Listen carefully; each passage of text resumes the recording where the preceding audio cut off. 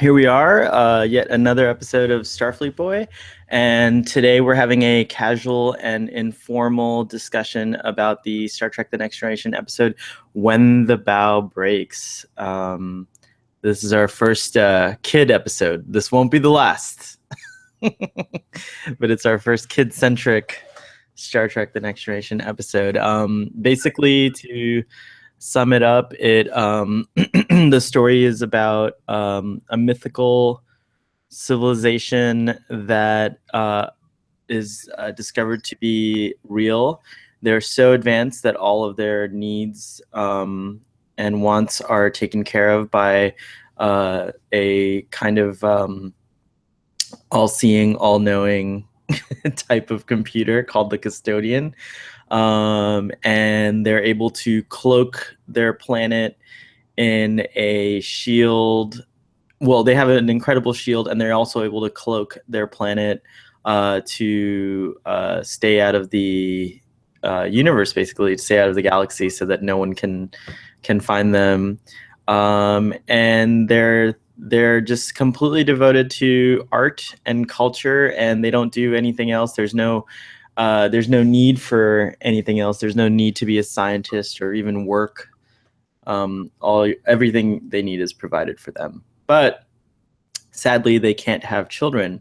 So they plant a few breadcrumbs for the Enterprise to find, because I guess their custodian computer scanned the region and found there's like a ton of children on this one starship. Again, another drawback for traveling through space with families. And they lure the Enterprise to the planet, reveal themselves, and kidnap several of the Enterprise children. And they hope to be able to revitalize their civilization, which is dying. They can't have children anymore, and so they're hoping to revitalize their civilization with these kids. And unfortunately, no one wants that. None of the Enterprise kids want that. So we have our conflict there, and Captain Picard and the crew work tirelessly to try to get their kids back. And then at the end, it's discovered that the very same reason they're able to have all the luxuries and all their needs provided for is, in fact, what is causing their civilization to die out. So the children are restored to their families, and the Enterprise crew vow to help them to restore their civilization, and there is hope for them after all. And that's it. That's the end of my summary for this episode. Excellent summarizing, sir. Thank you. What did you think? Well, I was surprised by the episode because I had never seen it before. The first time I'd ever seen this episode. I'd always avoided this episode because I remember the trailer looked really, really bad. And I'd never had any reason to watch it. And it was not as bad as I thought it could have been. Actually, I thought it entertained me. Excuse me. It was wow, very entertaining. You're young, very entertaining, doctor. Yeah, right. No. Seriously, the dilemma of to compare it with last week's episode, which was I was saying that which was too short a season, wherein I said there was really nothing. There was no conflict for the crew. No one among the core cast was really vested in what was happening with Jamison and him, growing younger or whatever. Right. It's opposite here. We have very high stakes for not only members of the ongoing cast, Crusher, but they bring in other characters, other crew members from the ship. Yeah, I really liked that. I liked seeing other members, and there seemed to be even one of the parental groups were non-commissioned. They weren't even wearing uniforms. They might have been traveling on the Enterprise for a short while, like taking them from point A to point B or something like that. So that was very interesting. You know what? I had just assumed it was their day off. Oh yeah, it could also mean it's their day off. I assume they don't wear uniforms on their day off. But good point. Well, Counselor Troi never wears her uniform. Never wears her uniform. Was she in this episode? She was. Remember, so there was that funny scene. Yes. Go ahead. So I won't steal it from you. Riker is super excited about the region of space that they're in and these kinds of clues and everything. And so, this mythical planet that I was talking about in the description is called Aldea. And, it's a legendary world. There's lots of stories about it. Travelers, I guess, in the past have maybe told tales of encountering it. And it's certainly possible that the Aldeans have revealed themselves in the past. Just coincidentally, at that moment when Riker's describing this tale, Counselor Troi all of a sudden is aware of a disturbance in the Force, and she senses thousands and thousands of minds really close by. And then shortly after that, Aldea decloaks and reveals itself. I have a question. I usually can figure out these things, and I do have an idea maybe, but I just want to throw this question out to you is like, how do ships warp through the system all the time and not smash right into Aldea? If it's cloaked, one assumes that navigation systems work their way around planets, right? But if there's no record of a planet and it's cloaked, then how are these ships? But it's still exerting gravitational forces. Oh, that's a great. I didn't think about that. Force is still at play. So when the navigational computer calculates, the trajectories, obviously the gravity that is exerting is still there. So it knows. So in a way, the computer does know it's there. Much like Camino. Much like Camino. Exactly. It has been erased from the Jedi archives. Talking about another show. That actually is lost a planet. He has. That's really great, but I'm surprised no one ever thought, oh, they're casually going through the system and they're like, oh, there's a gravitational anomaly. Let's investigate this. I guess they go and then they see nothing there, and then they're like, oh, okay, let's keep going. That makes a lot of sense. And the whale. Yeah, go ahead. The whale navigators would know that there's a planet there. They can see beyond. They can see beyond the cloak. They're very aware of the of the planet's presence. That was a really good point, Doctor. Thank you for clarifying that. And in defense of previous ships that have traveled through there, maybe. I mean, the Enterprise D is, in theory, exploring parts of space that have not been explored much. By the Federation. So, I mean, this legend that they're talking about, I assume it's a legend common among Federation. Or even traders from other conglomerates or groups or whatever. And then in thinking about it further, later on, the Aldeans do demonstrate their power, and they launch the Enterprise something like 2 days away from the planet, 2 or 3 days away from the planet. So it's very possible that if they detect a ship coming toward their planet, they can just knock it off course or do something as well with their technology. They have an amazing technological resource with the custodian. Right. Now I have a question for you. Oh. I've answered your question. Now you answer my question, if you can. The extent of Troi's powers. I'm always at a loss as to what exactly are the parameters of her powers.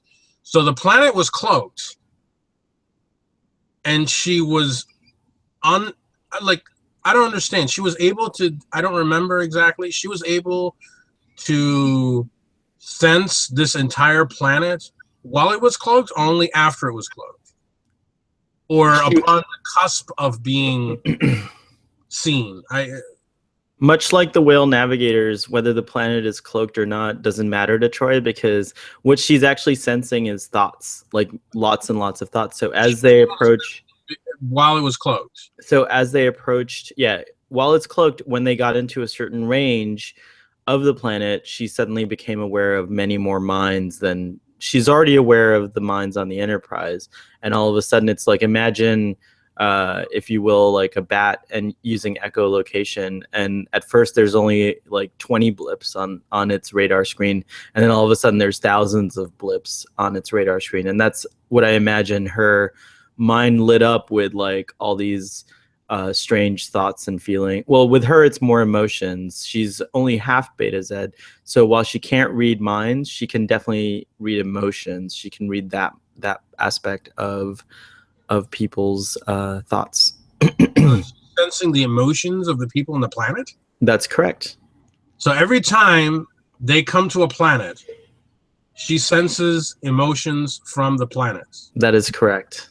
So whenever let's say they're in training exercises and there's ships all over the place, she is sensing the emotions from the different ships. Yes, that's how she's able to pinpoint and target exactly where the scimitar is while it's in a cloak in Star Trek Nemesis, because she invades the mind of Ron Perlman's character, who I forgot his character's name.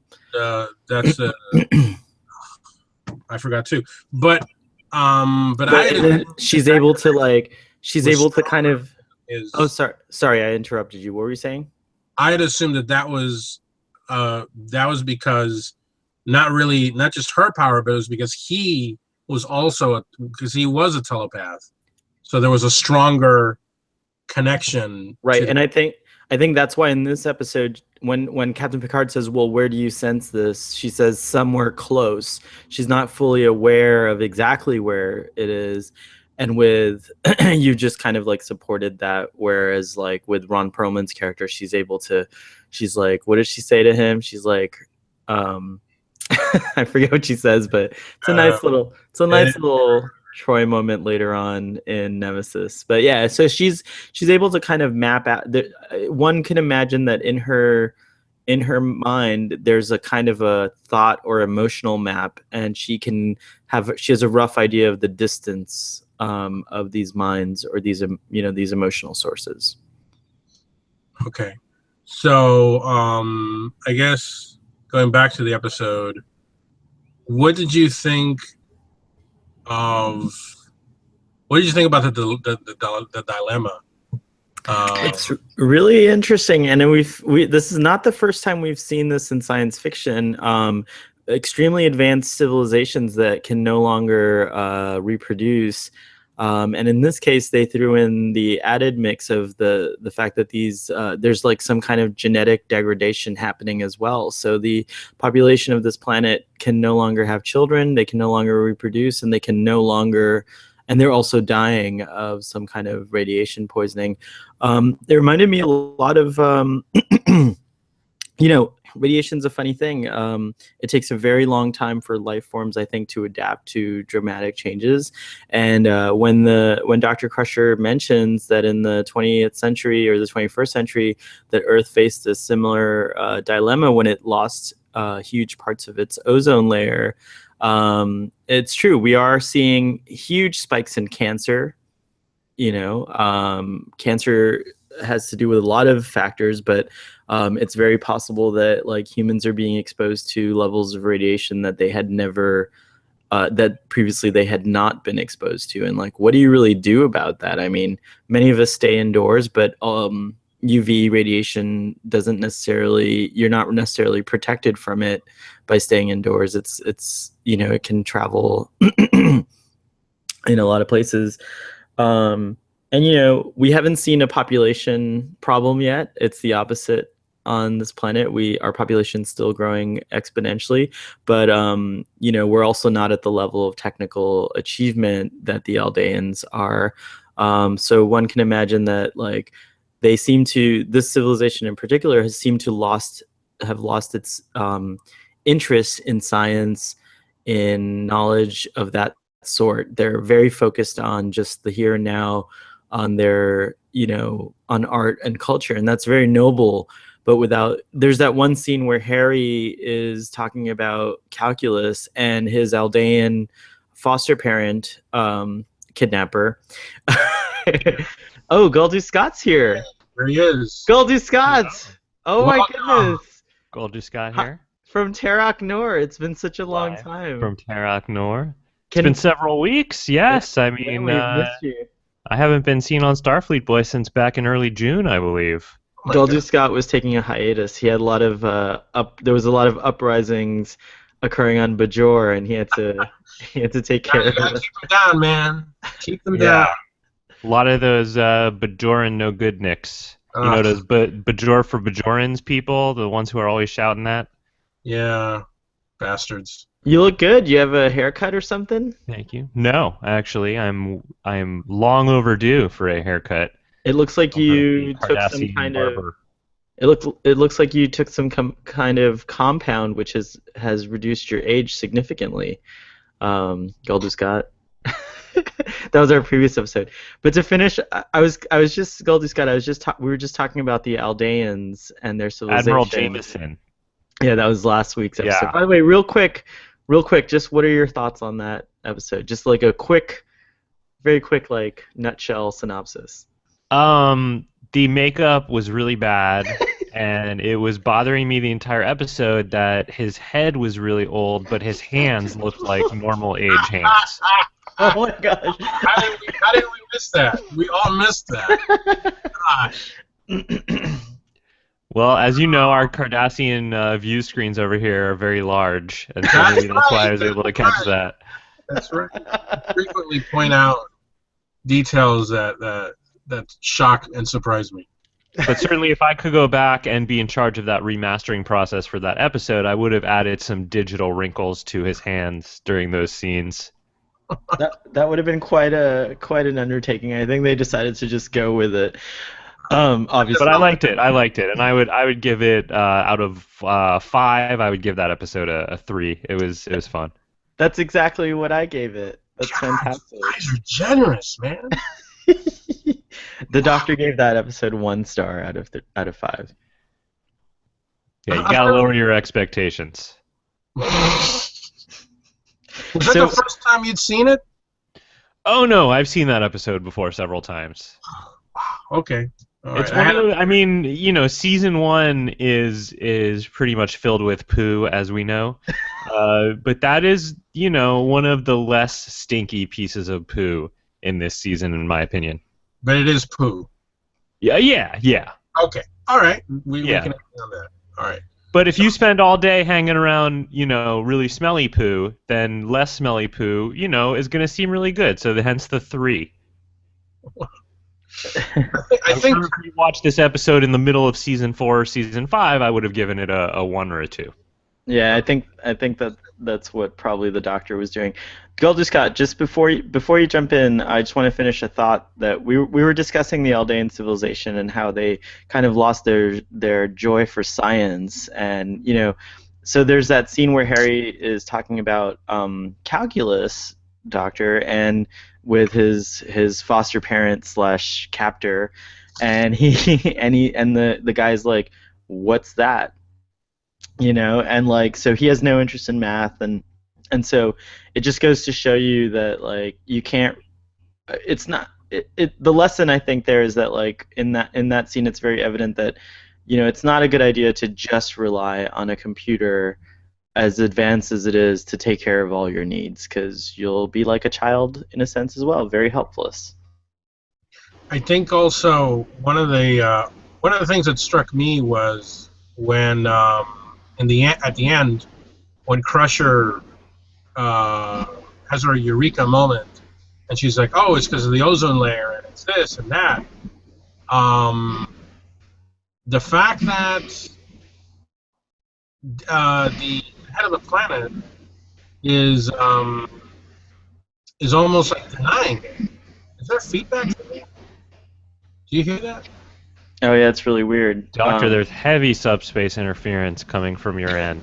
Maybe the TARDIS is passing through the boson rift or the or the what was that place called? The Cascade. What was it? Shit. How do Medusa. You're passing through the Medusa Cascade, Doctor. Medusa Cascade. There it is. But I do want to hear what you were saying, because you were saying something interesting about Troy's urethra moment. No, it was... No, not Troi. Crusher's urethra moment. No, but I was going to say is the guy that they kept, the head negotiator for the planet. Radu. His name was Radu. Radu. When Radu was almost acting as a denier of facts, which I think is something that we face today. You know, people who deny basic science because they don't know any better. I'd like to share. Rush Limbaugh, when they shot that gorilla, I don't know where, and he's like, "Why didn't that gorilla evolve?" And it was like, seriously, like people are just, they deny. I mean, right now we have I don't want to get political, but we have people who deny that we have an environmental problem. We have people that deny evolution. I read a very interesting essay about how, when as a society we fail to when we fail to agree on certain standards of facts, of science, when we fail to agree on those facts, and suddenly we start just saying, well, no, but I don't necessarily believe the sky is blue. I think the sky is a shade of purple. Things that are pretty obvious, society starts, sliding downwards. And I think this episode shows, they had great technology, but there was a downward spiral. I mean, they didn't even understand the technology that they had. Right. There's behind the door of the custodian. Yeah, the Wesley's captor / foster parent. I forget her name, but she doesn't even. She's like, ha ha ha ha. Radu said you would ask questions that I don't know the answer to. Ask the custodian. She's like totally uninterested in any of his questions, and she thinks like, what a silly boy. He's asking all these really weird questions, and yeah, it was I thought it was very well done in terms of conveying a civilization that has like kind of, in many ways, evolved into this like very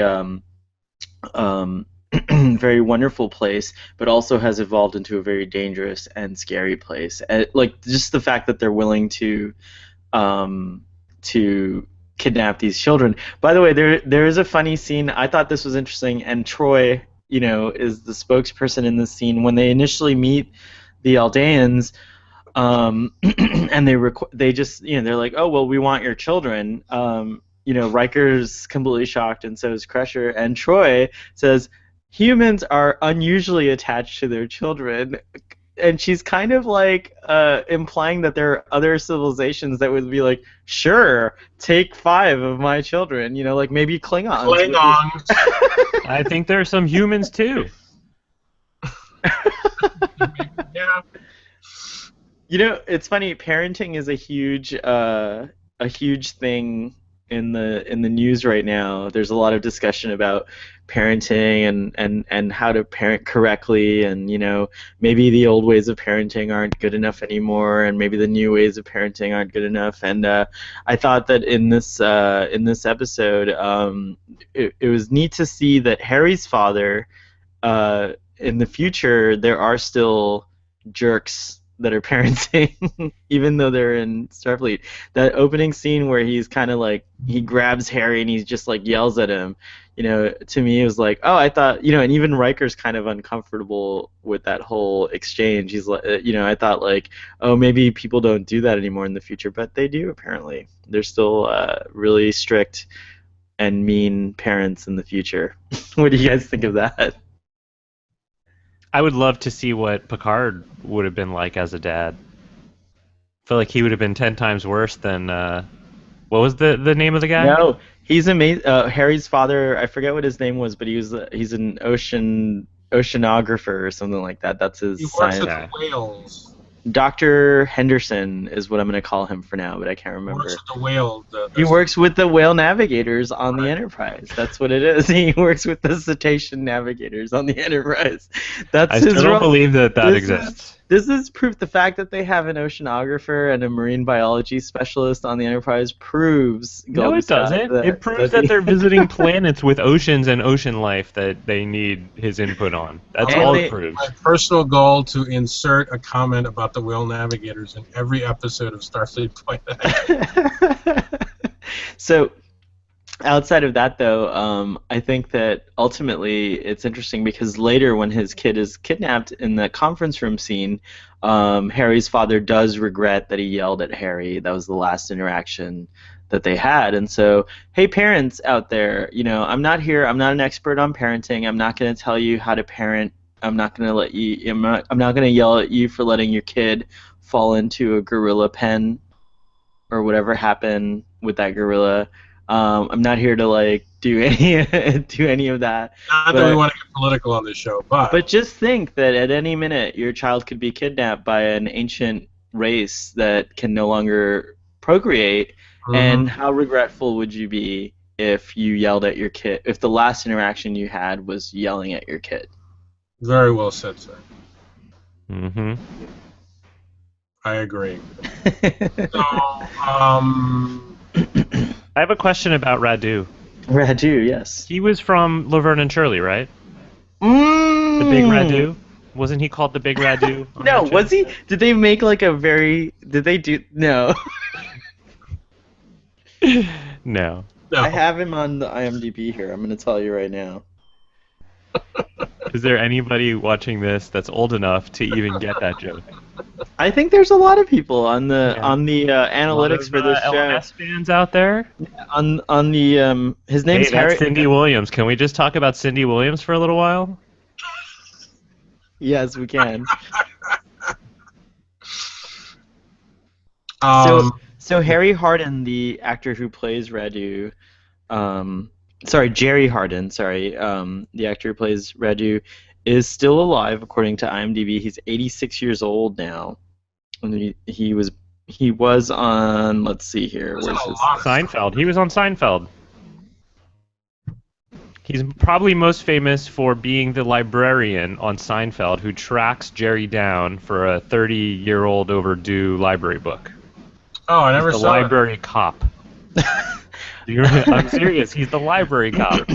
By the way, we talked about Space Cop in the last episode of Starfleet Boy. Yes, Space Cop was exciting. It's not as exciting as Library Cop. Turned space kidnapper.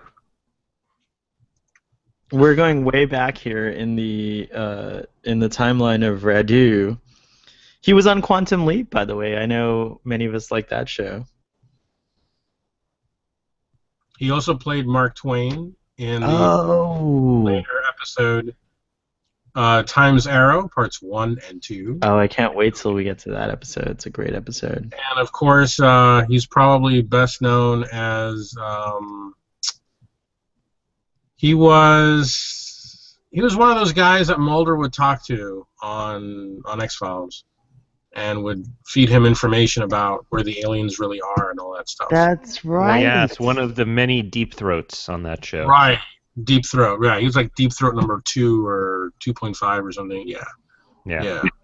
Mulder had a lot of them. He was in Cujo, apparently. I bet he gets killed. I can't remember. Probably. I don't see Laverne and Shirley here, but I'm not going back for it. That was a joke. That was a joke. Oh. That was a joke. He was just referencing a character nickname. That actor was never on Laverne and Shirley. Oh, man. There was a character nicknamed the Big Ragu. Oh, that's right. Laverne and Shirley. It's been a long time since I've seen Laverne and Shirley, but I do know the song. Schlemiel, Schlemazel, Hoff and Zepp Incorporated. We're gonna do it. On your mark, get set, and go now. Got a dream, and we just know now. We're gonna make our dream come true. Doing it our way.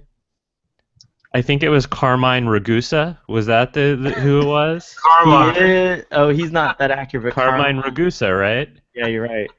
The big ragu. Okay, going back. Thank you for keeping it on track, Doctor. Bring it back to the episode. Like I said, this was the first time I'd ever seen this episode. I had always avoided it like the plague because it looked like it was really crappy. Because I generally don't enjoy Good episodes. instincts. Because I generally don't appreciate episodes that are kid-centric. But I do have to admit that the concept of the planet having a sterile race, and like I said, they were kind of denying the situation. There was, I think, there was some meat to it, to that story. The kids themselves, I don't know. I don't know why they would have picked Wesley. Really, they all seem to kind of have a general range of ages. They all went, fairly young, and then all of a sudden, then there's Wesley, who, isn't he on the verge of being 18 on the show? Well, I think they needed someone who the children viewed as an authority figure, and they also needed someone to, the big ragu is getting old. He's gonna die soon, so he was assigned to his kind of, that was his captor, if you will. And I think the plans they mentioned at that dinner where they're eating green grapefruit for dinner, they mentioned at that meeting that they have big plans for Wesley. I think they wanted him to take over as the leader of the civilization. The problem I have with their whole plan is that they expect to rejuvenate an entire civilization with just 6 people. Yeah, 6 kids. Yeah. Those people are going to have a lot of children to be able to repopulate the planet. And I think that the smallest sample size you can have for successful survival of a civilization is about maybe 500 people or something. It's a much more significant number than 6 children. So that was a little bit... But they were just taking what they could get. If there were 500 children they could have grabbed, they would have grabbed 500 children. Oh wait, but there's way more than 6 children on the Enterprise. On the Enterprise, though. Yeah, but we don't know. There might have been some reasons, some technical reasons. Maybe they only had enough power to grab 7, or. Well, I don't think that's true, Golden Scott, because they had enough power to launch the Enterprise 3 days back in space. But here's my question. Okay, if the whole thing is that they can't have children because they're sterile, cloning never came up? Cloning apparently is outside of their realm of sophistication. Goldie Scott has. Of course, all the other big question: why do you want children? Well, to propagate this. Right. Right. Why do you want? Oh, there we go. Want children? Maybe as Goldie Scott suggested in an offline conversation, their plans were a little bit more nefarious than we thought. What did you call them, Goldie Scott? What did you call the Aldeans? Oh, the space pedophiles?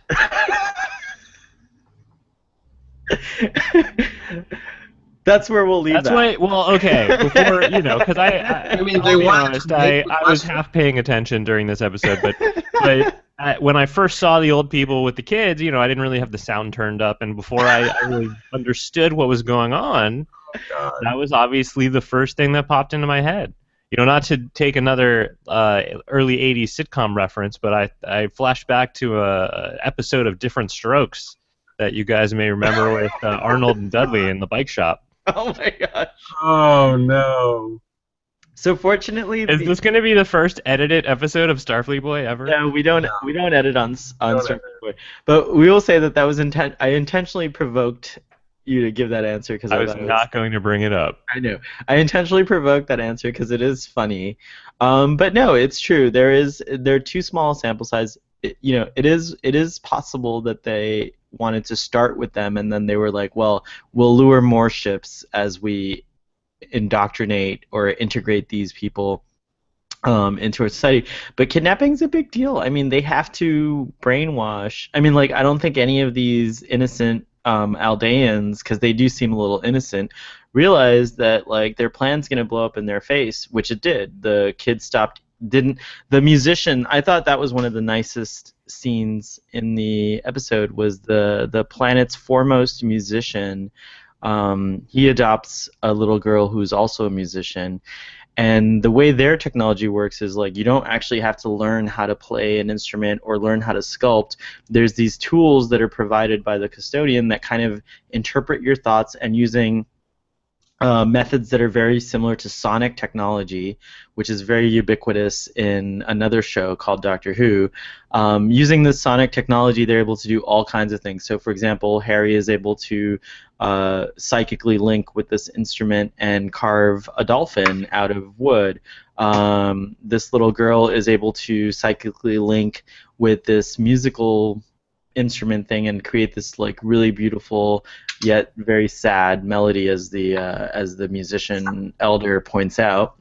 But it starts blowing up in all their faces because the kids do quickly start missing their parents, and they do quickly become sad. And so it's like I don't think the Aldeans realize what they were getting into here. And Wesley sleeps in his uniform? I think he was doing that on purpose. He had a plan to get up at night, Okay. and then go and get the He kids had a hot date with a computer in engineering. yeah, with the custodian. Would you guys let a computer run all the things that you don't want to do? Like, for example, would you let a computer take care of things like washing your dishes and cleaning your apartment and even like doing work that you just, taking out the trash and paying your bills, for example? Would you allow a computer to do that? Well, some of that you already can. I mean, paying your bills, auto pay basically is allowing a computer to pay your bills. But as you know, my stance has always been that the Enterprise computer is very unreliable. I don't trust it. And I feel the same about computers in my personal life. Certain automation for certain things, like taking out the garbage, might be nice. But in general, I like to remain a human being and do most of my things on my own, because I don't trust that the computer's not going to try to kill me at some point. Why would a computer try to kill you? I mean, the custodian I don't know. Why does any computer ever try to kill anyone in any movie or TV show you've ever seen? There's only 1,000 reasons a computer might want to kill you. It's only when the computer becomes sentient and realizes that it's now unable to do the things it wants to, that it resents its human creators. Right, but by the time that happens, it's too late to do anything about it. You're not going to know in time. So basically, every aspect of Aldean society is somehow integrated with the custodian, and it's an interesting choice in name because, excuse me, the custodian is what it's doing. That it's taking care of all of their needs. They don't call it the computer; they call it the custodian, and I think that that's not necessarily a bad thing. And I think we're kind of headed in that direction. I mean, more and more robots and computers will become a part of the lives of humans. I mean, but the point of the episode was that the computer, the custodian, was causing their sterility. Unless I missed something. No, you're absolutely right, but that may not necessarily be the case if we can do it in such a way. But it already is the case. I mean, I don't know about you, but I think a lot of our nuclear technology, Wi-Fi, cell phones now, like all this stuff they're saying causes cancer. Cancer rates that are an all-time high. And so, I don't know, I feel like this episode is kind of on point with where our society is going. And it is over 20 years old now, and so looking at things in society 20 years later, maybe it is a good warning episode about where we're headed with technology. It's a good point. The basic, the reveal about how the shield that was around the planet reminded me of the great fantasy science fiction film Highlander 2, The Quickening, which also predicts, that our ozone layer is going to go to shit, and there's going to be a giant shield, and we're all going to suffer for it. So I took this episode to heart with that theme. Most people have a full measure of life, and Some people watch it just quickly float away. But if you could summon it all up at one place, at one time, you can accomplish something glorious. Oh my gosh. The most Scottish-sounding Spaniard ever. Yeah, What's his name? Villalobos? Juan Santos. Carlos. Juan Carlos Santos de Villalobos Ramirez. I was close. I got one of his 7 names right. If Highlander 2 is not one of the best sequels ever, I don't know, man. I don't approve of the original. The original Highlander 2 with Zeist. Not the Zeist-less cut. There's the director's cut which eliminates Zeist. They take away the planet Zeist. Are you aware of this, Calder Scott? I'm not. I don't even know which version of that movie I saw, but I saw it once, and once was more than enough.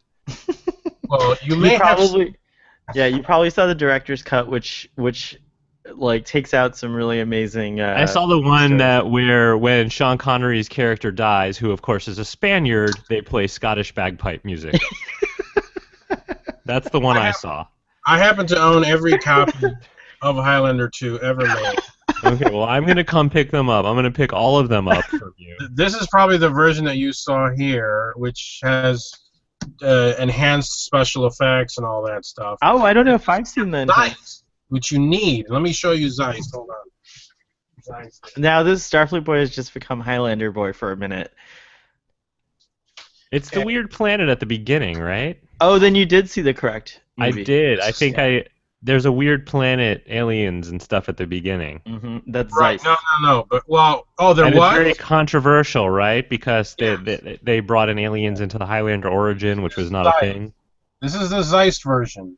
Highlander 2: The Quickening, which I have archived on Laserdisc. This is the last version. Wow. You have a Laserdisc player still?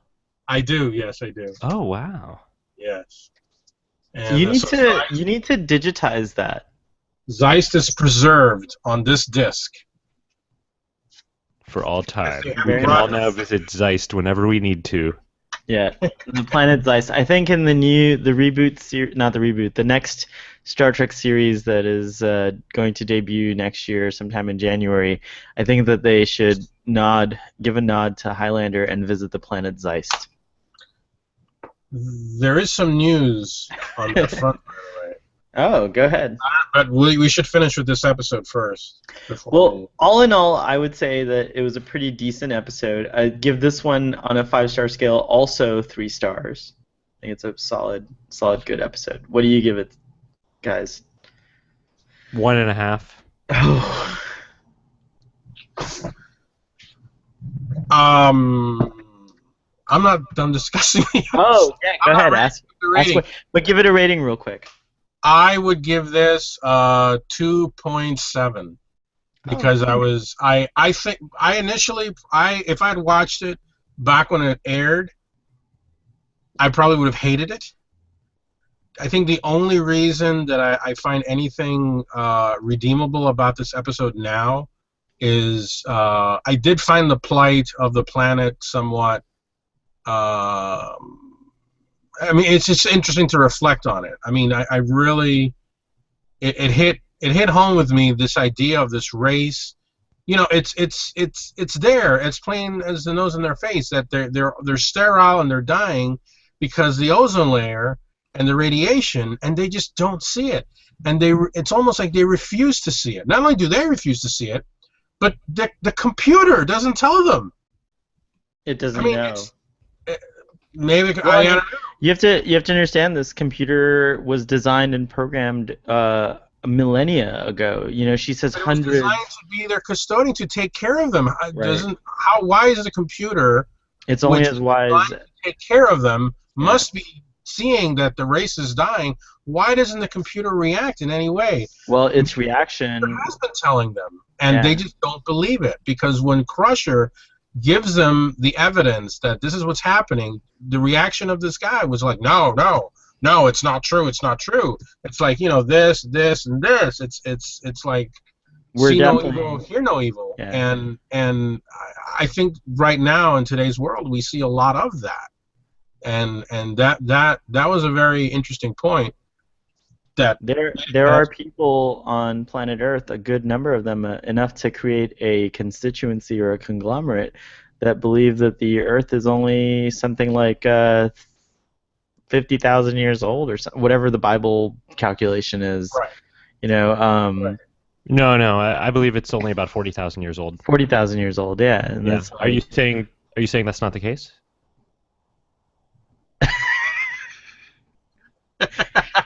Not to get political on this episode, or No, that's not politics. That's just science, right? That's reality. I mean, I don't know, guys. Maybe read the Bible again, but it seemed pretty clear to me when I read it. No, incorrect. Incorrect. The Earth is actually probably closer to 3.5 to 4 billion years old. But anyway. Interesting theory. But that's a theory. It's true. It's not fact. But what's wonderful about science is they don't claim to live in the world of facts. They claim to live in the world of theories that make the most sense. So scientists don't always claim that what they know is fact. It can get really close to being a fact. It can be indisputable with any known means of logic or instrumental measurement, but like for example, how big is an inch? I believe the term for that is factitious. Factitious. Anyways, you bring up a great point, and I think that as humans progress, as we integrate technology into our lives even more, I mean, we're heading into a whole new world of virtual reality, which isn't so new because we've known about it since the Lawnmower Man. Lawnmower. Boy, we're reaching for these 90s sci-fi gems, aren't we? The 90s and the 80s were... Hold on. Tron invented that shit way before the Lawnmower Man. Thank you very much, sir. Yeah, you're actually correct. But Tron is not claiming a virtual reality. Tron claims that you're going into a different reality. It's like you're going into a computerized reality. It's not virtual. It is actually a real place. But that's actually what's inside the computer. Yeah, it's actually what's inside your computer. Is whatever. They build stuff. You and your technicalities. That's very important. I'd like to point out that I believe this is the first episode directed by a woman. Oh. Kim Manners. Mind your manners. Mind your manners. And I think there were a few interesting shots in the episode. There were some interesting close-ups. I remember there was one of when they're reacting to what the kids being kidnapped and stuff. Like they're really. There were these handheld, really in-your-face kind of shots, which I thought were... I love the handheld shot of Picard going onto the bridge, and then later when he's... Yeah, that was a good shot, too. Yeah, you're right. Kim Manners has had a really good career. I feel like I've seen her name on just tons of stuff I watch. Oh. Like what? IMDb her, Starfleet boy. You're good at that, but yes. I mean, I would be betting she did a lot more Star Trek. I would be betting general sci-fi TV. Maybe she was an X-Files director, possibly. Yeah, I think you're right. I think she was on X-Files. You're right. I think you're right. A lot of other stuff. She's just been one of those TV directors tend to bounce around a lot from series to series. They don't even really stay in the same genres a lot. She's as current as Supernatural, which is a very popular show. Oh, Supernatural, that's another show I've watched a lot, so that's where I've seen that name too. But yeah, she has just done tons and tons of stuff, so I wonder if this was the early part of her career where she got her start on this show, maybe. She also directed... No, she goes way back. She directed 21 Jump Street. No, that's 87, so around the same time. There we go. She only directed this one episode, by the way, of Star Trek? The Next Generation, yeah. Was I right? Was she on the X-Files? She was. She also directed Mission Impossible in 88 to 90. And then going way back, Simon and Simon, which, by the way, she brought on... Simon! Yeah.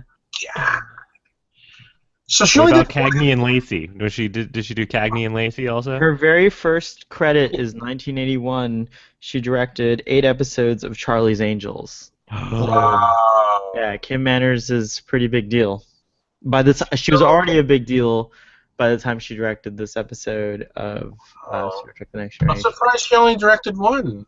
So I guess those sexual harassment rumors about Riker were true? Oh my. What? No, I'm kidding. Oh, okay. Okay. Well, first, I was gonna. This might be a dumb thing. Do we even know that it's a woman, or could it be an Asian man?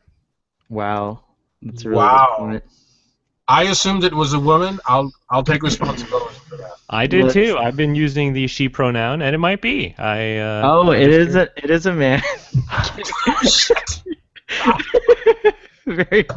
Kim Manners was born on January 13, 1951 in the USA. He was a producer and director known for the X-Files, Supernatural. He died, by the way, guys, at age 58 in 2009. Oh, that's awful. R.I.P. Kim Manners. You were a great director. And now that I know you're a man, I guess it makes it even more likely that those Riker harassment allegations were true. Absolutely. They have to be true. Yeah. Him and that trombone. Oh, the trombone. All right, Man, so Goldie Scott knows his TV directors, does he not, guys? Sorry to the props late to me. Kim Manners for thinking that based on your name that you were a woman. Well, I'm sure he doesn't mind. Once again, I think this is the point in the show, Sahel, where you remind everybody this is a casual and informal. Yes, I don't know if I did that at the beginning. We're not concerned with gender on this show.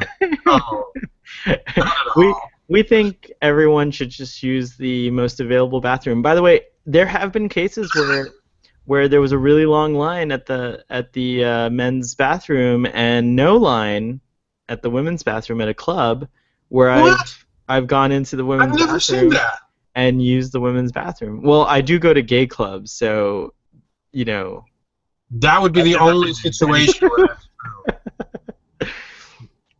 So there have been times where I've just kind of like looked at that line and thought, nope, not going to make it. Go into the women's bathroom. Hope for the best. All right. But plan for the worst. I think. What does the Star Trek companion say about this episode, Doctor? It really didn't have anything really all that. Oh, yeah. Apparently there was going to be a B plot involving saucer separation. We were cheated out of a saucer separation, ladies and gentlemen. I always love it when. What was it? Why was the saucer gonna? Ooh. Yeah.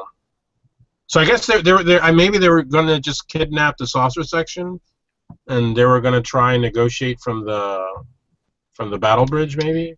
Doctor, that looks like the original die-cast toy that came out around the time that the series aired. It is indeed, sir. It is the original die-cast toy from Galoob. And I don't know if the camera can pick up the level of wear and tear on this Enterprise, because it was it's been through many battles, I can tell you. I have to say I'm really enjoying the remastered effects. They do seem enhanced now that I've been watching the show. There are certain effects that I remembered. The planets all seem to look better. The ship definitely looks really beautiful. And I have to say that as weird looking as the Enterprise D is, I really love it. I love the form factor or the design of the Enterprise D. I know it's not a very popular design, but I love it. You can keep it. What's the one in First Contact? Because First Contact just came on Netflix, and I was watching that. And that Enterprise is awesome. That's beautiful. That's the Sovereign class. Yeah, that's the E. That's beautiful. I love that ship. Yeah. She's like a nice. The Enterprise E is a nice nod to the Enterprise, the original A, or the refit Enterprise, with the slanted pylons on the engines.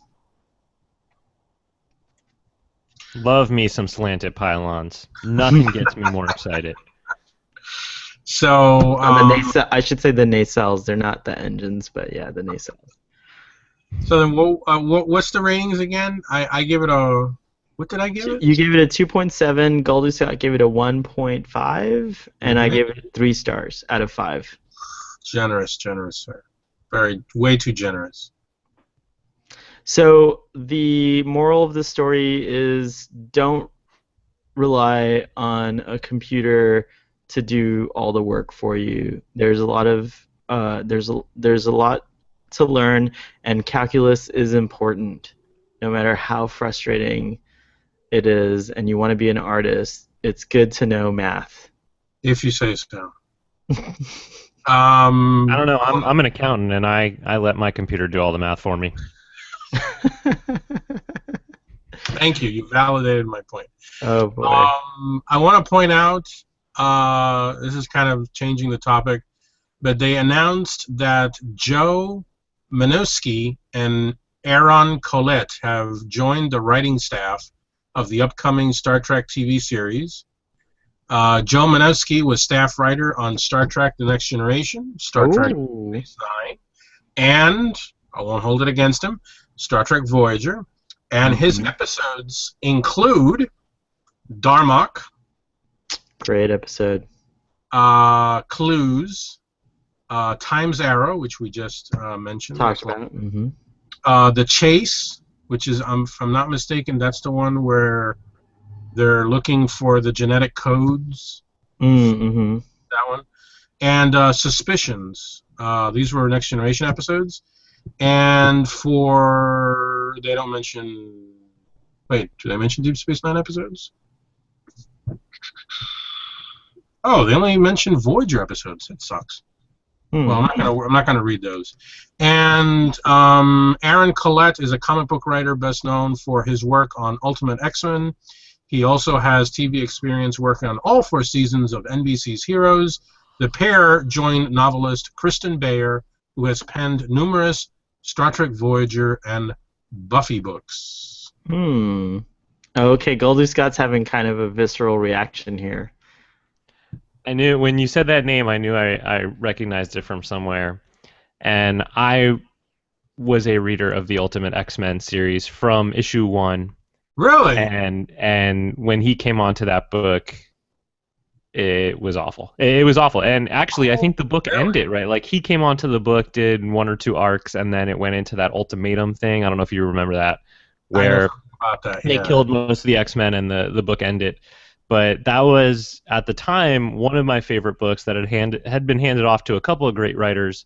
It started with Mark Miller, who you know from Kick-Ass and Kingsman and all that stuff.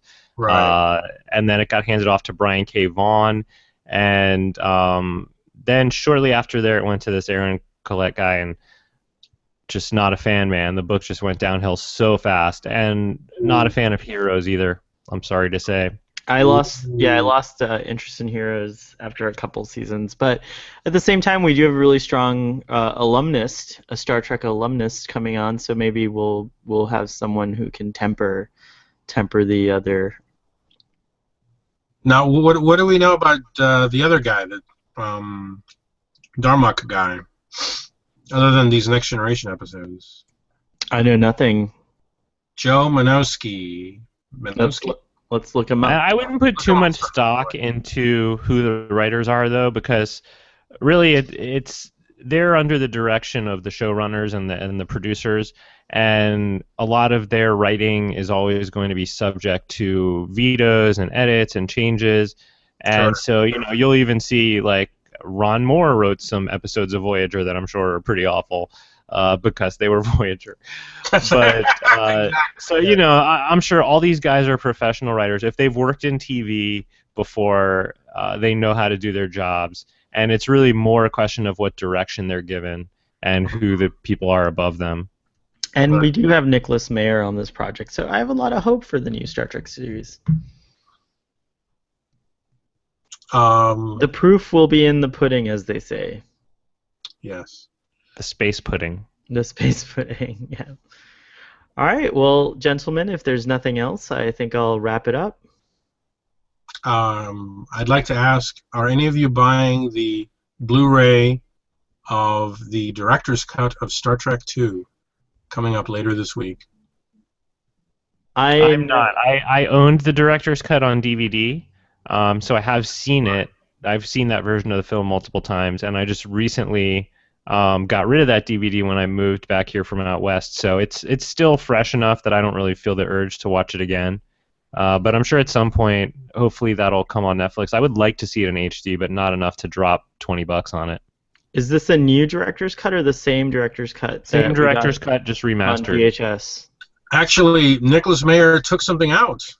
I was reading the review. He took out one of my favorite parts. It's a nonsense scene, but when Kirk and Spock are using the Jeffries tubes to get from one deck to another because the turbo lift's not working, and Kirk goes, "That man, he's my son," and then Spock goes, "Fascinating." Oh, I love that scene. He took it out. Oh. You still see them climbing, but the dialogue, which was it was a dub, it was overdubbed. That scene has been taken out by Nicholas Meyer himself. What? Yes, I always love that. Sounds like the DVD version is better then. Yeah. I may hold on to it. I don't know. We'll see. Revisionist history, man. Yeah, revisionist history. George Lucas created a monster. I don't know. I'm probably gonna buy it. I don't have a Blu-ray currently. I'm all digital now. I don't even have a television, so I won't be buying it. But if I did have a Blu-ray player and a television, I would probably buy it as well. Well, you could buy it on the iTunes store. I have to. Oh, I know. Yeah. Because this is a phenomenon that I've found more and more, as I get older and I talk to fellow cinephiles and fans of TV and movies, but I find that more and more people are doing away with physical media, and you're choosing to, as you said, go all digital, or just think, well, Netflix will have it on one day. Do you guys have no desire to? I used to have a room like that, Doctor. I had a room very much like that, and it was like stacked floor to ceiling with books and DVDs, and life events just made me ditch it. And you know what? It wasn't a willing ditch; it was sort of out of necessity. Right. Okay. But there was a great sense of freedom, actually, really, in getting rid of all that stuff. And I don't know that I'm ever going back. And I'm not. Not only am I not buying physical DVDs anymore, but I'm not buying digital movies either. I'm just not buying them because there's so much stuff out there now that you can watch, like we said, on Netflix or on Hulu. I have all the media I could ever want. If there's something out there that I absolutely have to see, maybe I'll rent it for $4 or $5. But the days of dropping $20 on every movie are done for me. Wow. For me, it's a different thing. It's I had to make a decision when I moved to Starfleet headquarters from Arrakis or Tatooine, whichever you want to think of it as, and I couldn't carry all of my things with me.